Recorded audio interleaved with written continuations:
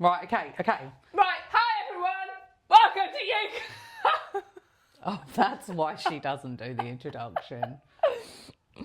Do it again. Take a deep breath. Is that my mug? Yeah. Speak from the diaphragm and not How from... do you speak from the... Hi everyone! You was about to I burn. thought I was making a little noise. How'd you do it? Hi everyone! How'd you do it? Hi everyone! And No, wait a welcome second. to you, Cat. Wait a second. Right, now start. Ready? 3, 2... Hi everyone, welcome back to You Cow. What are we talking about today, Jordan? Well, we have topics in a teapot and I'm going to pick one. So let's have a look. I've just gone straight in there. No fiddling around from me. Ah, Oh, you I thought like when I just saw the ooh and I thought it was going to be poo or something. Tattoo. So if you've watched It's one all of... about Jordan. No, it's not. I haven't got a tattoo, mate. You've got tattoos on your face. Not class as a tattoo. Okay, so someone comment, are tattooed eyebrows classed as a tattoo? No. Yes. Yes. It's not as deep into the skin. It's not forever. It's only a couple of years. Is that just because it's like the one on my finger is just like surface-ish? I mean, I'm not an expert, but yeah, they said they don't go deep into the skin like a tattoo. I've never had a tattoo, but so they will fade. Like that's why people get it topped off like every couple of years. Like eventually it would fade, I think, completely. We have spoken about eyebrows. Oh yeah, I thought I'd spoken about it. You have spoken about eyebrows. Would you ever get a tattoo? No. Why not? Don't see the point. That's all right. I think that's fine. I don't want to offend people, but I don't really care about them. Like when people show me theirs, I've never got excited over it or anything. I'm just not fussed. I've never understood the point of it. I saw a tattoo once online. This was way before the AI phase, so I think it was real. And it was like a guy's belly button and the back end of a cat. Yes, have you seen that one? That was so funny. For me, I do have a couple of tattoos. Up until I got my first tattoo, I completely am with you. I'm like, it's up to people if they want to get tattoos. Some of them look really pretty and artistic, but I really didn't like them for me. I was also modelling, so back then you weren't really allowed tattoos. The industry is very different now. Okay. So I wasn't allowed to have a visible tattoo. Could they not just cover it with makeup? It's a hassle, isn't it? So like it's always like something extra they have to think about. They didn't really have the post-production stuff they have now. Now you can just flick a button, I reckon, and get rid of it. Yeah, I never thought about that. You don't even have to put makeup on. No, so back then, anything post-production with photographs was more expensive. So if you're going to do a photo shoot and then they had to pay for an editor afterwards, I wouldn't want to do it. But now there's a lot more tools. A lot of photographers do photo shoots as well. Sorry, I'm saying wrong words because I don't know whether you can hear my dog in the other room. That's what I can hear. Yeah, he's basically he's part dog, part cat. Yeah, he grew up with cats, and well, he's 3/4 Frenchy, and they make funny sounds, don't they? So yeah, he's making weird sounds in the other room. So if you can hear them, you can hear them. So with tattoos, I got my first tattoo when I was 26. I just woke up one day and I was like, I'm going to get a tattoo. What? For real? You just woke up? Yeah. You hadn't been thinking about it or anything? No. What, you just walked in? You're just walking down the street, walked into Kind the first of. one? No, not the first one. It was in Thrift Street in Soho. You go down steps. It was a very cool place. The guy was actually Aussie, or the girl was Aussie. I can't remember. One of them was Australian, and I'd chosen to get an Ankh cross on my big toe. What does that look like? Well, what an Ankh cross looks like is a cross with a handle. So it's like the 3 points, and then the top one's like a handle. It's like an Egyptian cross. My anchor cross doesn't like that because it hurt a lot. And the person doing it said, "Oh, I've got tattoos all over me," and I was like, "Yeah, I can see that." Um, and like, but the only place I haven't got tattoos is on my toes because it hurts so much. And Oh, then he what? goes on. For everyone else? I don't know. I didn't check, but like they claimed that I mean, they had tattoos like up to here, all the way, all over their body, and they were like, yeah, they don't have them on their toes because it hurts. It's so close to the bone, and it was so painful. I said the F word, and back then I didn't really say the F word much. I don't say it now, but I said it like not at all. I remember saying the F word, the full word. It hurt so much. And then on the way home, I bought a pair of shoes where my toes weren't like touching any fabric, anything. I had to buy it. I was in so much pain. And I put some cream on my toe, but it was a cream. I didn't read the aftercare. You're not supposed to put certain creams on your tattoos. Or did they not give you like creams or stuff? No, like they give you recommendation and stuff, but I was just like I was in a weird space, just, didn't really pay attention. And the tattoos just smudged a bit. Oh. So it looks more like the icon from a male toilet than it does an ant cross. And because it hurts so much, I haven't wanted to go back and get it fixed. I mean, no one really looks at my toe. Now I want to see. You should be putting a picture. I'm not taking my take socks a photo off. and put it up now. I'm not to show taking my everyone. socks off. And then I have a tattoo here. They hairy. Few hairs sprouting from the tattoo. Are yours? Yeah, there are hairs on my toe. Yeah, I'm a human. There. Right. I've got a tattoo there. What does it say? Secret.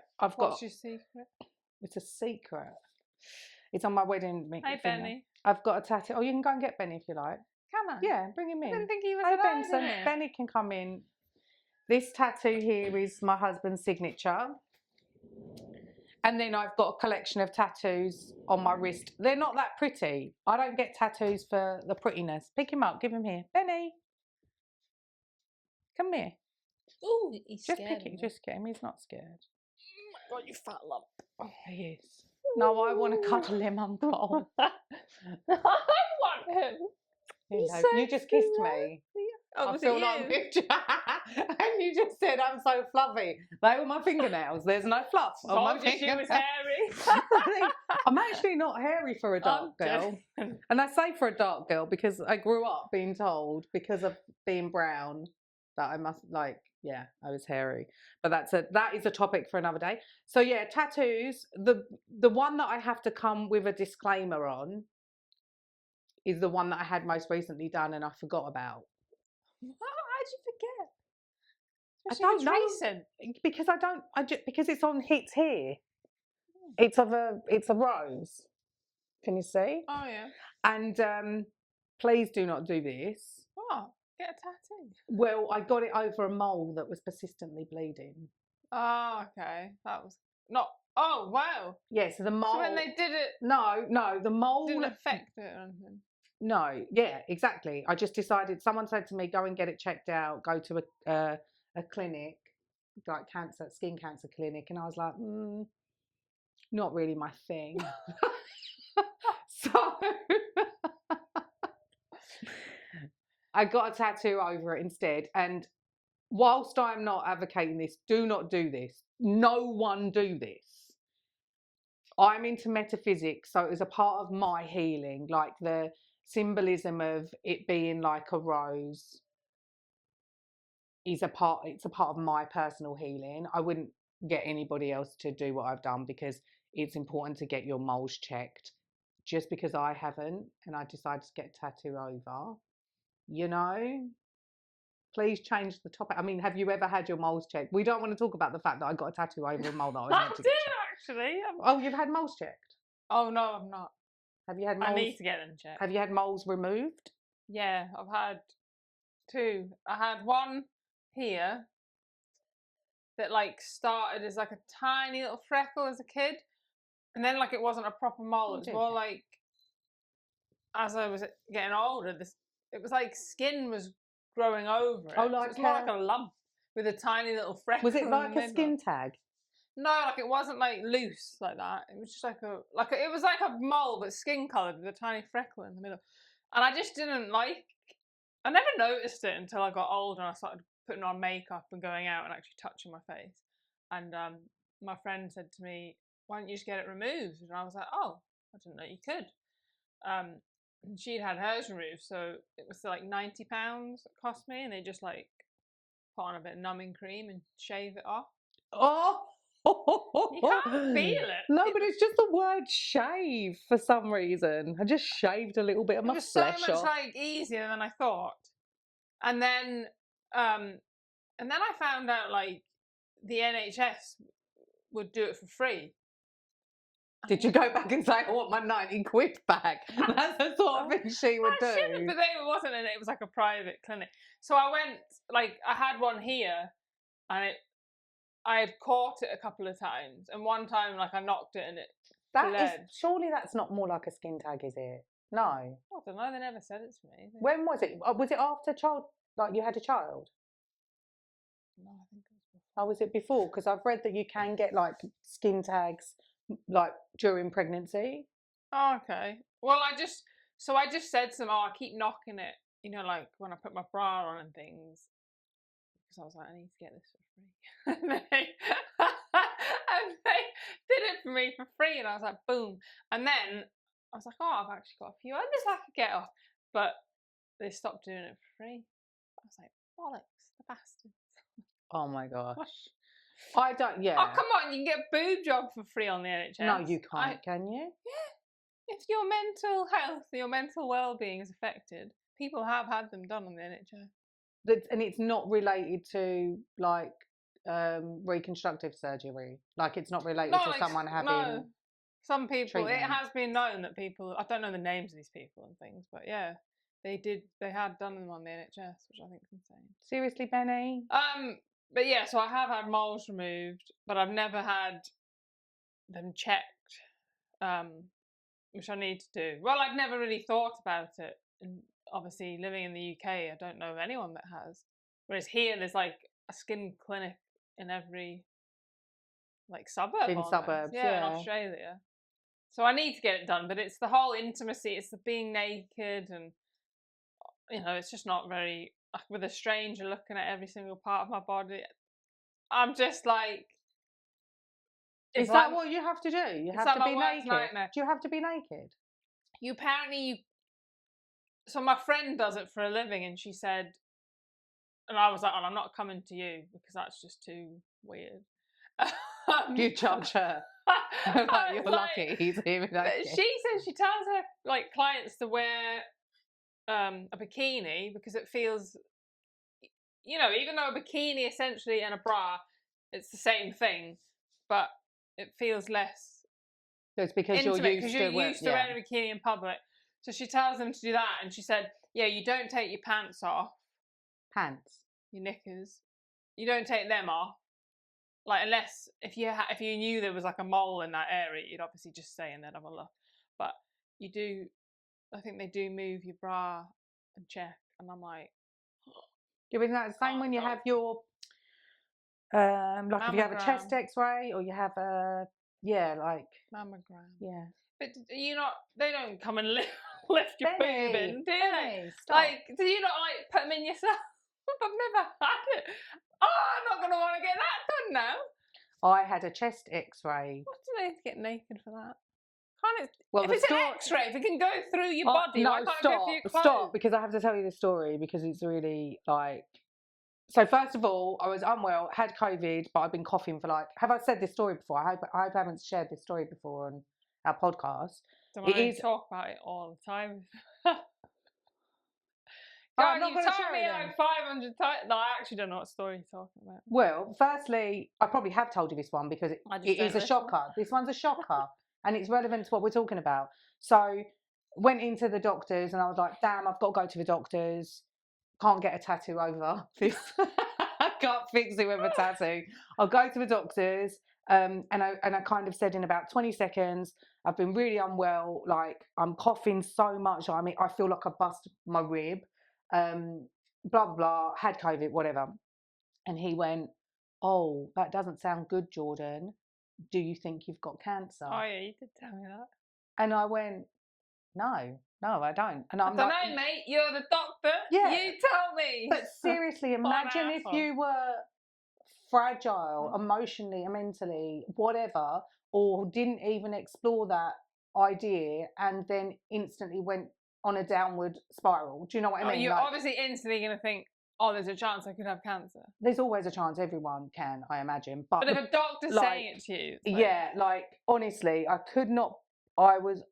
He wasn't our doctor straight after that, to be honest. Like, I don't even know whether that is allowed. Like, can you say that like that? But did he then say, oh, I think you might have cancer, let's rule it out? Or like, No, he sent me for a chest X-ray. so why did he say He it had a then? student in with him as well, and it was being recorded. Oh, so he was teaching the good. Yeah, I'm just good like, you're things to the kidding me. student. Like, I can't believe you've just said that. Like, the impact of those words to a patient are just like mind blowing for me. So I went, can you get Benny, because he's been really naughty and pulling the sofa. Seriously, Benny. Oh, He can go out the room if he's being naughty. you're being naughty. Come here. He's an attention seeker. He's Fat so chunky and soft. boy. So anyway, I went for the chest I want X-ray. I turned up, and you're talking about like bra and stuff like that, and then the guy came in, and he was about. No, no, my leggings. Hey, Can you not call my cat? this is why you don't have cats. Claws. No, it's why I said to you, take him out the room. No, he's not a dog. But just leave him be. I thought I'm trying to tell a story. I want my dog next time. This is a really valid story. Get away from my jumper. Oh my God, for the love of.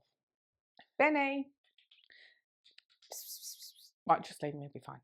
Right, so this is a really valid story.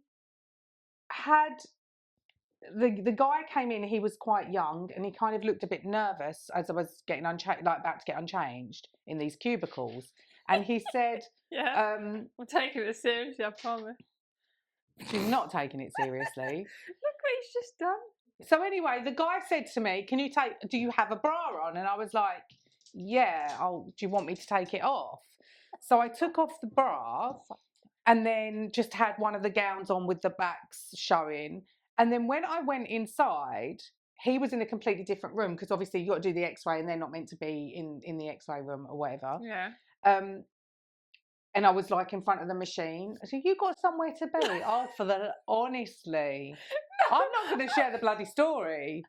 I'm going to just whatever. Because now, can I just tell you now, if I finish the story, it's not even going to be valid at all. Like, you're going to be like, is that it? Mate, it's not. I wasn't looking at the time. I got a message and it popped up. I'm not really paying attention to the story. Right, so what's happened so far? I don't know, you went in and he said you have cancer, and then No, that's the doctor one. then you started. Yeah, you went into a room and got your boobs out. Well, firstly, my boobs aren't like this. But they're pretty big. They're not, actually. Got my boobs. I don't know what's wrong with me. I've not even had any sugar today. I've not had sugar in over a week. Right, I'm gonna give her some sugar because she might quiet down. She'll then have her drop and then she'll chill out. Right, so the point is, went for my X-ray. Guy asked me if I had a bra on. Take the bra off. Yeah, no worries. Had the gown on. Just listen. He asked if you had a bra on. I'd be well chuffed if someone thought that my boobs naturally were up here. Right. Anyway, that's not the reason he asked. I'm going to continue. I went into the machiney thingy, and he was in the other room, and he shouted through, and I'm not sure whether it's. I thought you meant to say shit. Sorry.